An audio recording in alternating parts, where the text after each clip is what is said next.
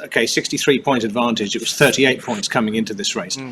But what you were also saying just now is that you think the Ferrari would have won the race. The Ferrari was essentially the faster car. We've still got 10 Grand Prix. Yeah, I think we've seen that throughout the course of this year. I mean, you see how many pole positions Leclerc has taken this year. And I do agree with Verstappen. I think that the Ferrari has got the slight legs on the Red Bull. But where the Red Bull is very good is that, that straight advantage, that top speed advantage it has, means it races very well. So a lot of these races, a lot of these tracks are horsepower tracks with long straights, and that does play into the Red Bull's hands. But this crash by Leclerc, I mean, okay, we still got just under half a season to go, so there's still plenty of time to go. But I'm more concerned for Leclerc in this point of view because I've really enjoyed seeing him and Verstappen go at it this year. And Leclerc's been driving at a very high level.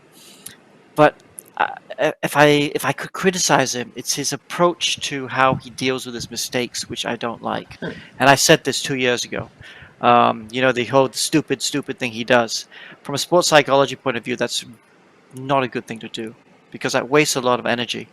And I said it that when he was doing that last year as well, when he did it on occasion, that's not good because you wind yourself up so much, and it's a lot of energy. You expel a lot of energy when that happens, and you put more pressure on yourself. And this is something that Verstappen's been very good. The last 2 years, I think I said this about Verstappen, I've been so impressed with him was how he's able to shrug off things that go wrong. And he doesn't expend any energy on that. And that's why he beat Hamilton last year. Okay, other than the whole Michael Massey thing at the last race of the season, generally Verstappen deserved that title. He drove really well, but that's because he could shrug off those disappointments a lot easier than Leclerc. And I think this is Leclerc winding himself up too tight again. And that's why he's making more of these mistakes again. We saw it at Imola, and we've seen it now. That's got to be a worry. It has got to be, and I think you're right about the pressure. The numbers are that he's lost 75 points when he's been leading 3 times now, retired whilst in the lead. Yeah. Spain, Azerbaijan now. Of course, only the last one is his own fault. Again, Sean Kelly, I love the stats that Sean comes out with. He made the point that the car that Ferrari races this year is called the F1 minus 75. And it's 75 points that they've lost whilst running for the lead. But that's being slightly silly. But more importantly, I think, and it's what Charles himself said after the race, was that he's lost, through his own errors, 32 points. He lost 7 at the Imola sprint when he spun out of second place. Lost 25, potentially 25 for a win here with that spin at turn 11. And I think you're making a very valid point. What does he do next? What would you say then? Yeah. Don't do the thing he did. What should he be doing?